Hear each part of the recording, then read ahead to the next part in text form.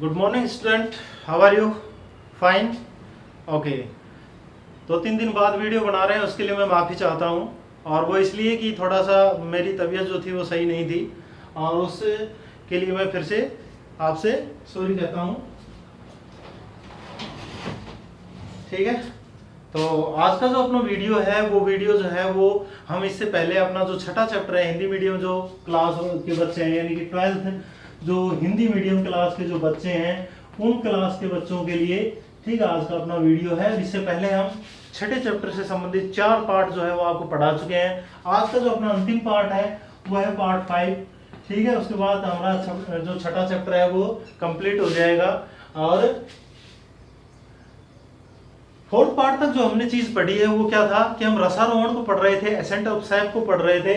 और जो रसारोहण की जो प्रक्रिया होती है, रसारोहण की जो प्रोसेस होती है उसकी क्रिया विधि को समझने के लिए, किसको, उसकी जो क्रिया विधि है उस क्रिया विधि को समझने के लिए विभिन्न जो वैज्ञानिक हैं उन वैज्ञानिकों के द्वारा क्या दिए गए थे, अलग अलग सिद्धांत प्रस्तुत किए गए थे। और इन सिद्धांतों को 3 श्रेणियों में बांटकर समझा जाता है। पहले जो सिद्धांत है वो है जैव बल सिद्धांत। क्या है? जैव बल सिद्धांत। और ये जैव बल जो सिद्धांत होते हैं ये क्या बताते हैं कि रसारोहण की प्रक्रिया के लिए जीवित कोशिकाएं जिम्मेदार होती हैं। ठीक है, कि पादपों के अंदर कुछ जीवित कोशिकाएं होती हैं और यही जीवित कोशिकाएं किसके लिए जिम्मेदार होती हैं? रसारोहण की प्रोसेस के लिए जिम्मेदार होती हैं। अर्थात मूल रोमों के द्वारा जो जल होता है उसका ऊपर दिश जो गमन होता है, पेड़ पौधों के विभिन्न भागों तक जो पहुंचने की प्रक्रिया होती है उसके लिए जिम्मेदार क्या होता है? उसके लिए जिम्मेदार होती हैं कुछ जीवित कोशिकाएं। और अलग अलग वैज्ञानिकों ने अलग अलग रूप से इसे परिभाषित भी किया है, अपने सिद्धांत भी प्रस्तुत किए हैं, कुछ प्रमाण भी दिए हैं। ठीक है ना?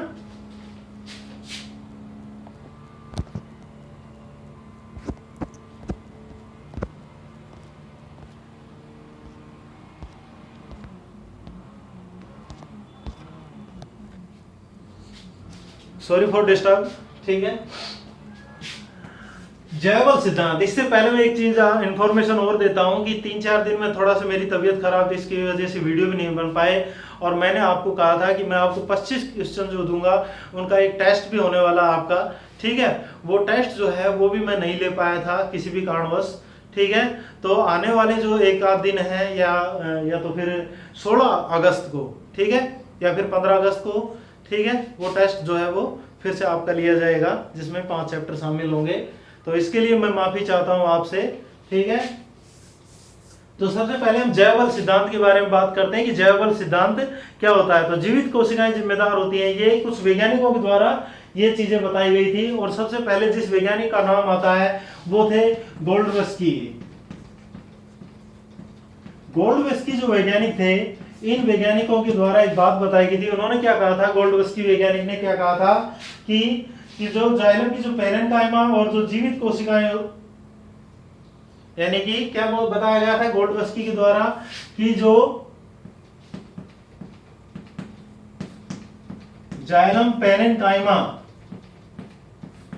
ठीक है, और जो मज्जा किरणें होती है, ध्यान रखना इस चीजों को, आप समझते हैं अच्छी तरह से, कक्षा 11 में आप पढ़ चुके हैं कि पेरेन्काइमा और जो मज्जा किरणें होती हैं, इन पेरेन्काइमा और मज्जा किरणों की जो जीवित कोशिकाएं होती है, ठीक है, इन दोनों की क्या होती हैं, जो जीवित कोशिकाएं होती हैं, वे जो जीवित सेल्स होती हैं, उन जो जीवित कोशिकाएं होती हैं उनमें पराशरण दाब में आवर्ती फलन के कारण, ध्यान रखना इसको, क्या, पराशरण दाब में आवर्ती फलन के कारण, आवर्ती फलन के कारण क्या होता है, रसारोहण होता है। यह बात गोल्डवस्की के द्वारा बताई गई थी। और इनका एक सिद्धांत था जिसे रिले पंप सिद्धांत के नाम से जानते हैं। क्या सिद्धांत था इनका? रिले पंप सिद्धांत।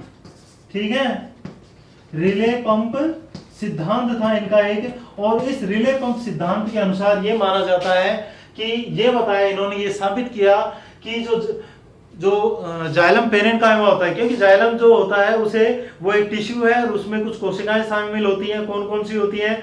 वाहिकाएं होती है, वाहिनिकाएं होती हैं। जाइलम पेरेन्काइमा होता है, ठीक है, यानी कि जाइलम मृदुतक होता है, और जाइलम फाइबर्स यानी कि जाइलम रेशे होते हैं।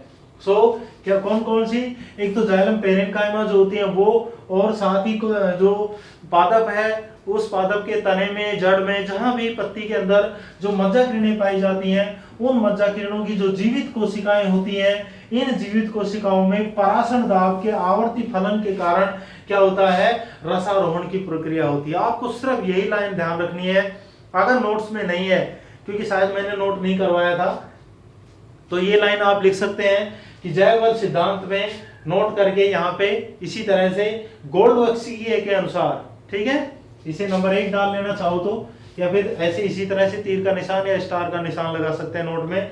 क्या बता सकते हैं कि गोल्डबर्ग के अनुसार रसारोहण की जो प्रक्रिया होती है वो जाइलम पेरेन्काइमा और मज्जा किरणों की जीवित कोशिका में पराशर दाब के आवर्ती फलन के कारण होती है।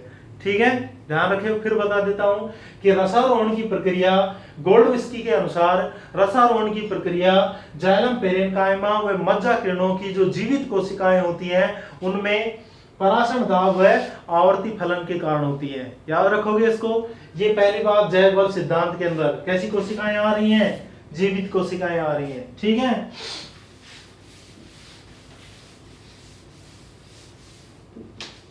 दूसरे जो वैज्ञानिक थे वो थे अपने भारतीय वैज्ञानिक सर जेबी बोस। कौन थे? सर जेबी बोस।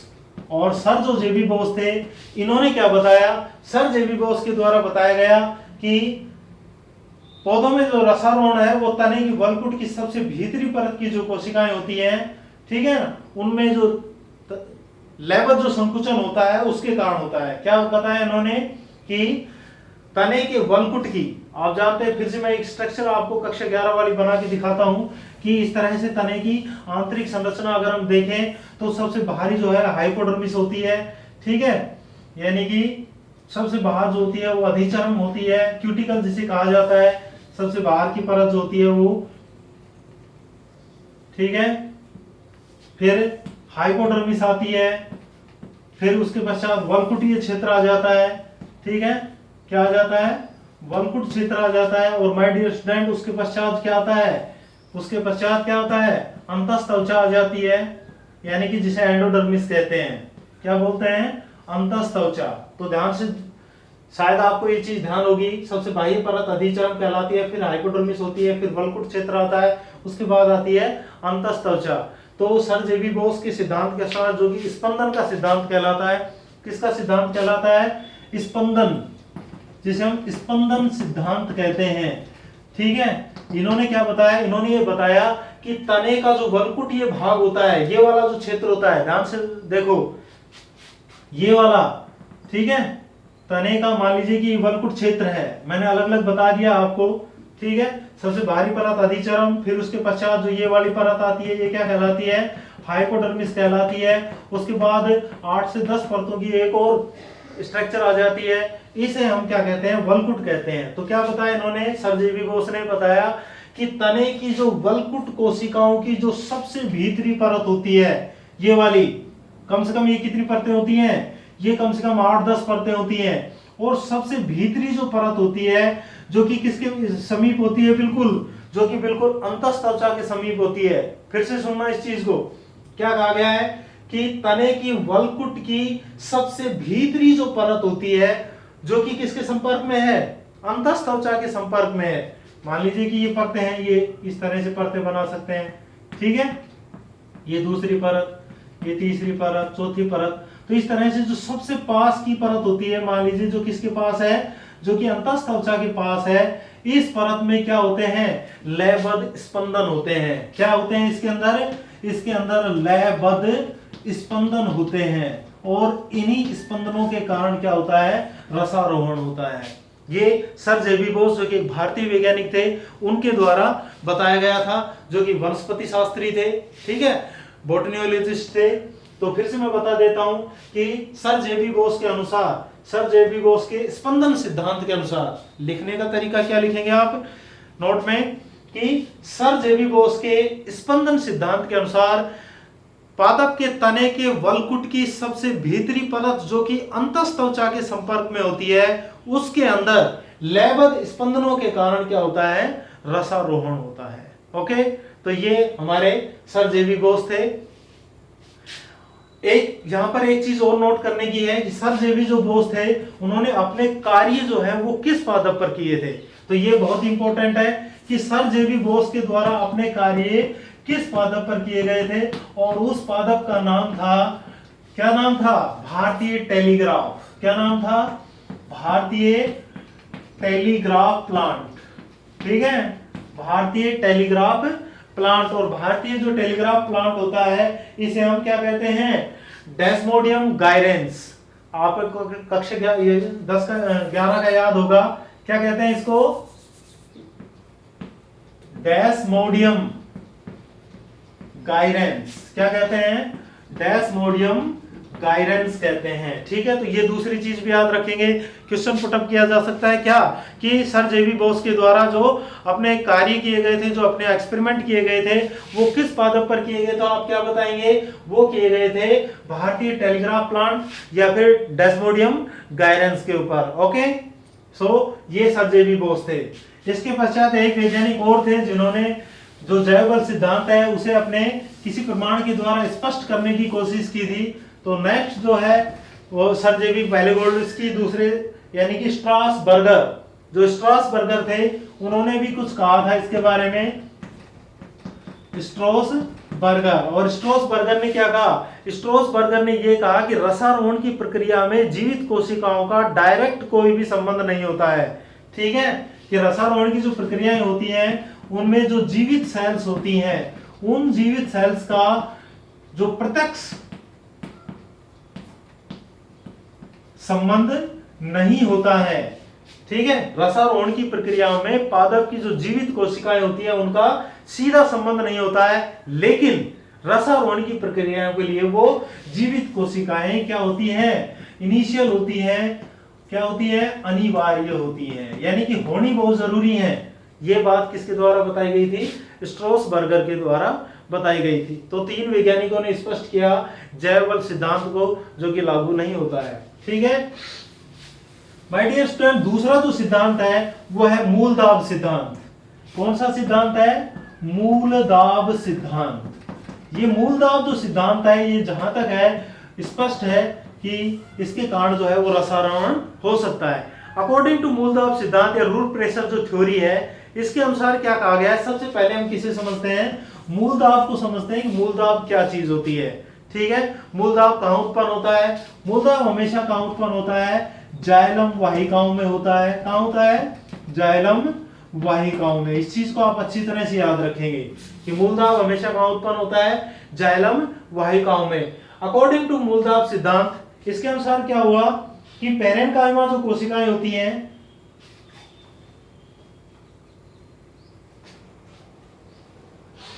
किसकी पेरेन्काइमा कोशिकाएं?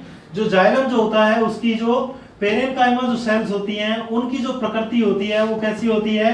इनकी जो प्रकृति होती है माय डियर स्टूडेंट वो लचीली होती है। कैसी होती है?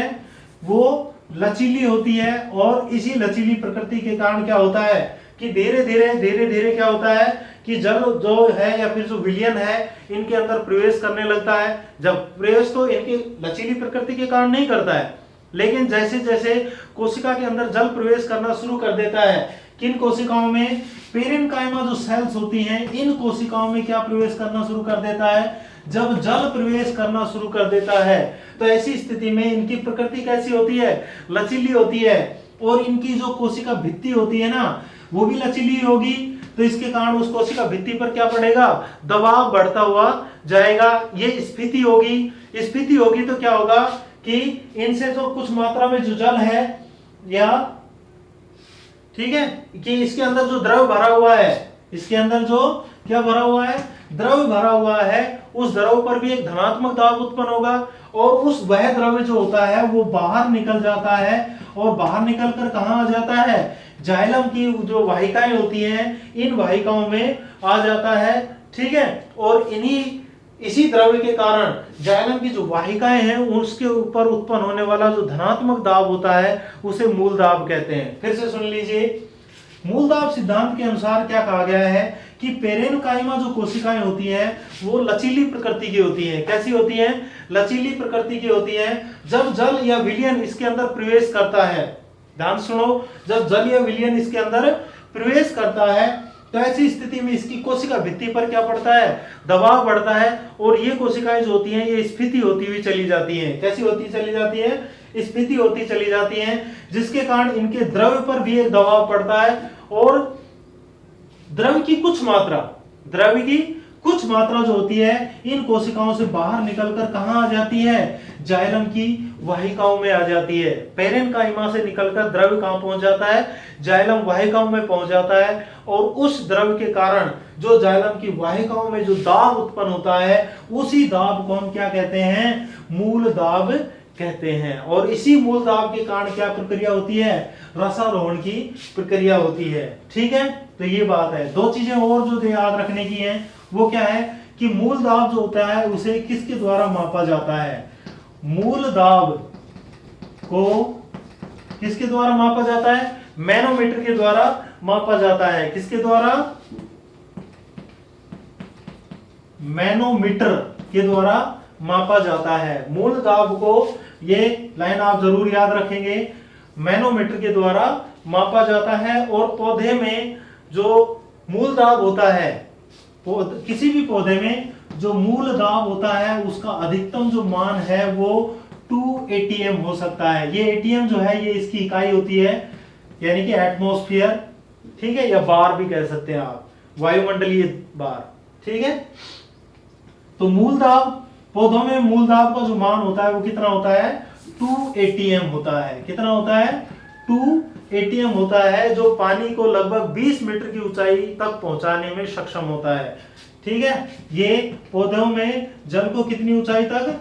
20 मीटर की ऊंचाई तक पहुंचाने में सक्षम होता है। ठीक है, अब बात यहाँ पर यह आती है कि कुछ पादप जो होते हैं वो तो 20 मीटर के नहीं, वो तो 100 मीटर ऊंचे होते हैं। जैसे चीड़ के, पाइनस वगैरह के जो होते हैं वो 100-150 मीटर ऊंचे होते हैं, तो उनके अंदर तो फिर मूलदाब काम में ही नहीं आता। मूलदाब कुछ जगह काम में आता है, तो मूलदाब जो है वो सिद्धांत लागू तो है, लेकिन उन पौधों के लिए लागू नहीं है जिनकी लंबाई 20 मीटर से ज्यादा होती है, क्योंकि एक पादप में मूलदाब का अधिकतम मान कितना हो सकता है?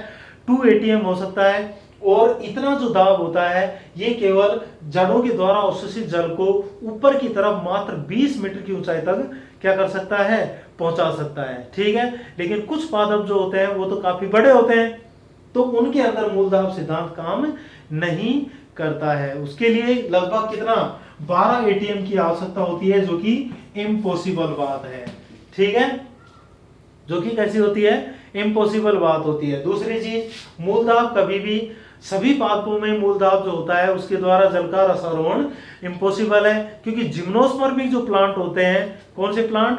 जो जिम्नोस्पर्मिक जो प्लांट होते हैं माय डियर स्टूडेंट, जिम्नोस्पर्मिक प्लांट में मूलदाब उत्पन्न ही नहीं होता। बिकॉज क्यों? क्योंकि वहां पर क्या नहीं होती है? वहां पर जाइलम वाहिकाएं एब्सेंट होती हैं। ठीक है, यह हम एनाटॉमी पढ़ चुके हैं। सो ये मूलदाब सिद्धांत था, और इसकी पीडीएफ जो है वो नोट्स के अंदर मैंने भेज दी है। नेक्स्ट जो तीसरा जो सिद्धांत है वो जो कि इंपॉर्टेंट है, नंबर 3, वो है डिक्सन जोली का सिद्धांत, यानी कि भौतिक बल सिद्धांत। कौन सा? भौतिक बल सिद्धांत। ठीक है, और भौतिक बल सिद्धांत के अंतर्गत भी हम कौन सा सिद्धांत पढ़ते हैं? वो एक वैज्ञानिक थे जिनका नाम था डिक्सन, और दूसरे वैज्ञानिक थे जिनका नाम था जोली। नाम तो याद ही रखेगा आपको, डिक्सन व जोली। ठीक है, तो इन्हें हम डिक्सन जोली का ससंजनवाद सिद्धांत कहते हैं। ससंजनवाद सिद्धांत कह सकते हैं आप। ठीक है, या डिक्सन व जोली का वाष्पोत्कर्षण जो ससंजनवाद होता है वो, तो आप इसे केवल डिक्सन जोली के सिद्धांत के रूप में समझेंगे। ठीक है, तो यहां पर मैं लिख देता हूं डिक्सन व जोली का सिद्धांत। डिक्सन व जोली थे, उनके द्वारा क्या चीज बताई गई थी? डिक्सन और जोली के द्वारा इन्होंने बताया था कि रसारोहण की जो प्रक्रिया होती है, सबसे पहली बात क्या बताई गई कि जो रसारोहण की जो प्रक्रिया होती है, प्रक्रिया जो होती है वो किसके कारण होती है, वो केवल भौतिक बलों के कारण होती है। ध्यान रखना, किसके कारण होती है, भौतिक बलों के कारण होती है। ठीक है, रसारोहण की प्रक्रिया का कारण क्या बताया था उन्होंने, भौतिक बल बताए थे। और ये भौतिक बल कौन कौन से हो सकते हैं, ये जो भौतिक बल है माय डियर स्टूडेंट, ये भौतिक बल हो सकते हैं, एक तो वाष्पोत्सर्जन, ठीक है, क्या, वाष्पोत्सर्जन एक प्रोसेस होती है और इस वाष्पोत्सर्जन के कारण एक तनाव उत्पन्न होता है। ठीक है, तो वाष्पोत्सर्जन जो होता है, तनाव जो बल होता है उसकी बात हम कर रहे हैं। ठीक है, दूसरा जो सिद्धांत होता है, दूसरा जो बल होता है वो होता है ससंजन बल। कौन सा होता है, ससंजन बल। ठीक है, तो ये दो बल जो होते हैं ये भौतिक बल होते हैं जो रसारोहण के लिए जिम्मेदार होते हैं। सभी पादपों में यही बात लागू होती है। अब देखिए, अगर हम एक पादप की कल्पना करें डिक्सन और जोली के सिद्धांत को समझाने के लिए, इसके कुछ चरण है वो बाद में लिखेंगे हम। जैसे मान लीजिए कि ये प्लांट है और ये इसके वायवीय भाग हो गए। ठीक है, ये इसके क्या हो गए, वायवीय भाग हो गए, ये कुछ पत्ती वगैरह हो गई। ठीक है ना, ये तो आप जानते हैं, ये तना हो गया और ये इसका जो है भूमिगत भाग हो गया। भूमिगत जो भाग होता है उसके अंदर जो मूल रोम होते हैं उनके द्वारा क्या किया जाता है, जल का अवशोषण कर लिया जाता है। अब इसके पश्चात जल का अवशोषण भी कैसे होता है, क्या कारण होता है। अब यहाँ पर क्या होता है कि इससे पहले की प्रक्रिया को समझिए, जब हमने निष्क्रिय जल अवशोषण की क्रियाविधि और सक्रिय जल अवशोषण की क्रियाविधि को पढ़ा था, हमने पढ़ा था कि 96% जो पादप कुल है उनमें निष्क्रिय जल अवशोषण जो होता है। ठीक है, और निष्क्रिय जो जल अवशोषण की जो प्रोसेस होती है उसके लिए जो जिम्मेदार जो कारक होते हैं वो कहाँ उपस्थित होते हैं, माय डियर स्टूडेंट, वो पत्तियों में उपस्थित होते हैं। और जो तना होता है वो सिर्फ जलमार्ग का कार्य करता है। तो यहाँ से जो जड़ें होती हैं, इन जड़ों के द्वारा जो जल का अवशोषण किया जाता है उसके लिए जो जिम्मेदार चीज होती है वो होता है वाष्पोत्सर्जन। कि पत्तियां जो होती है, एक पत्ती जो होती है उस पत्ती की यदि आंतरिक संरचना और बाह्य संरचना को अगर हम देखें तो इसकी जो पृष्ठ क्षेत्र होता है, दो क्षेत्र होते हैं, एक तो पृष्ठ और एक अधर। तो पृष्ठ जो भाग होता है वो नीचे वाला जो भाग होता है उसमें छोटी छोटी सूक्ष्म संरचनाएं पाई जाती हैं और इन संरचनाओं को हम रंध्र कहते हैं। क्या कहते हैं, रंध्र कहते हैं। और ये जो स्टोमेटा यानी कि जो ये रंध्र होते हैं ये वाष्पोत्सर्जन के लिए जिम्मेदार होते हैं। अर्थात जल जो जड़ों के द्वारा जो जितना भी जल का अवशोषण किया जाता है उसका ज्यादातर 98% जो भाग होता है वो इन्हीं रंध्रों के द्वारा वायुमंडल में त्याग दिया जाता है। यही जो प्रोसेस होती है ये वाष्पोत्सर्जन कहलाती है। और जब पत्तियों के द्वारा वाष्पोत्सर्जन किया जाता है तो यहाँ पर पत्ती की जो शिराएं होती हैं, इन शिराओं में क्या उत्पन्न हो जाता है, एक तनाव उत्पन्न हो जाता है। क्या उत्पन्न हो जाता है, एक तनाव उत्पन्न हो जाता है। और ये जो तनाव होता है ये कहां तक महसूस किया जाता है, मूल रोमों तक महसूस किया जाता है। जिसके कारण मूल रोम जो होते हैं वो मिट्टी से क्या उत्पन्न करते हैं, मिट्टी से क्या अवशोषित करते हैं, जल का अवशोषण करते हैं। तो यहाँ पर जो पहला जो कारण है वो क्या है, वाष्पोत्सर्जन तनाव बल। ठीक है, अर्थात वाष्पोत्सर्जन के कारण शिराओं में उत्पन्न जो तनाव है वो तनाव जो होता है वो किसका कारण होता है, रसारोहण का कारण होता है। दूसरी बात करते हैं हम ससंजन बल की। माय डियर स्टूडेंट, ससंजन जो बल होता है वो हमेशा जल के अणुओं के मध्य लगता है। अर्थात एक जल का अणु दूसरे जल के अणु से तीसरे, चौथे, पांचवें, छठे, सातवें इस तरह से क्या बना लेते हैं, एक जल स्तंभ बना लेते हैं। क्या बना लेते हैं, एक जल स्तंभ बना लेते हैं जो कि तने में उपस्थित होता है। ये जल स्तंभ कहाँ उपस्थित होता है, तने में उपस्थित होता है। ठीक है, ये जो जल स्तंभ होता है ये कहाँ उपस्थित होता है, तने में उपस्थित होता है। और एक जल का अणु दूसरे जल के अणु के साथ जिस बल द्वारा अटैच होता है, आकर्षित होता है, उसी बल को हम क्या कहते हैं, उसी बल को हम ससंजन बल कहते हैं। क्या कहते हैं, ससंजन बल कहते हैं। ठीक है, तो डिक्सन और जोली ने क्या बताया कि रसारोहण की जो प्रक्रिया के लिए जो जिम्मेदार कारक होते हैं वो भौतिक बल होते हैं। और कौन कौन से भौतिक बल हैं, वाष्पोत्सर्जन तनाव बल और ससंजन बल। ठीक है, तो इसके कुछ सिद्धांत जो थे वो मैं आपको लिखवा नोट्स जो आपकी जो पीडीएफ भेजी है उसके अंदर हमने नोट करा रखे हैं। और वैसे मैं लिख भी देता हूँ यहाँ पे, ठीक है, कि डिक्सन और जोली के जो सिद्धांत है इसे हम कुछ चरणों में समझते हैं, चरणबद्ध तरीके से समझते हैं। पहला जो चरण क्या है वो ये है कि पौधे में मूल से लेकर और पत्तियों तक, पहला चरण क्या है, पहला चरण है, फर्स्ट चरण क्या है कि पौधों में मूल से लेकर, कहां से, जो जड़ें होती हैं वहां से लेकर और कहां तक, पत्तियों तक एक जल स्तंभ होता है। एक क्या होता है, जल स्तंभ होता है, ठीक है। इसे जल स्थैतिक प्रणाली कहते हैं, इसे जल स्थैतिक प्रणाली कहते हैं, राइट।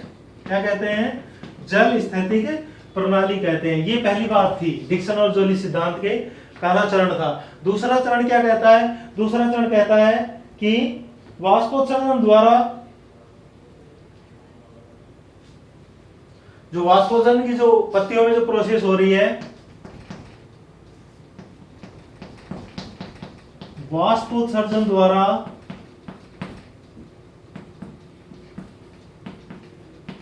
शिराओं में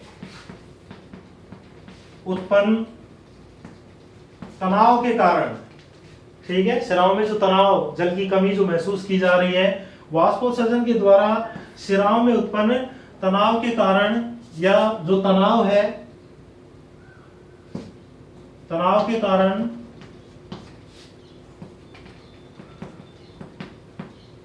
जल स्तंभ में, यानी कि जो जल स्तंभ, जो स्थैतिक जो जल प्रणाली है, ठीक है, उसमें जल स्तंभ में भी क्या होता है, जल स्तंभ में खिंचाव उत्पन्न होता है, ठीक है, खिंचाव उत्पन्न होता है। दूसरी बात, ठीक है, पहली क्या बताई, पहली बताई गई थी कि पौधों की जो जड़ है वहां से लेकर और पत्तियों तक एक क्या बना हुआ होता है, एक जल स्तंभ बना हुआ होता है, और इस जल स्तंभ में एक खिंचाव उत्पन्न होता है, कब, जब वाष्पोत्सर्जन की प्रक्रिया होती है। दूसरी बात, ठीक है। इसी तरह से इस सिद्धांत से संबंधित जो तीसरी बात बताई गई थी वो क्या बताई गई थी कि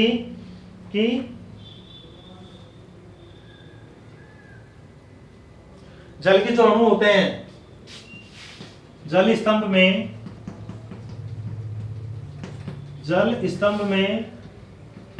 जल के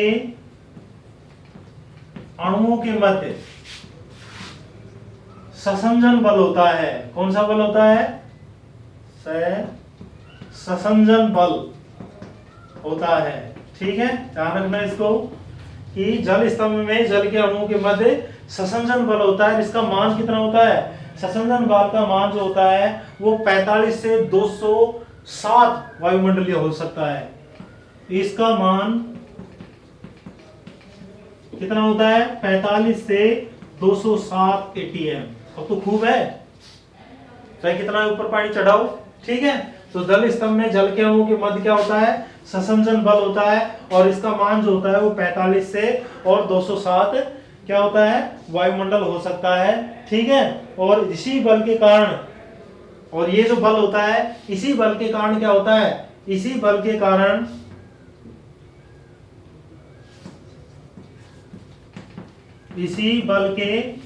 कारण जल स्तंभ टूटता नहीं है, ठीक है। जल स्तंभ क्या है, बीच में टूटता नहीं है और लगातार बना रहता है।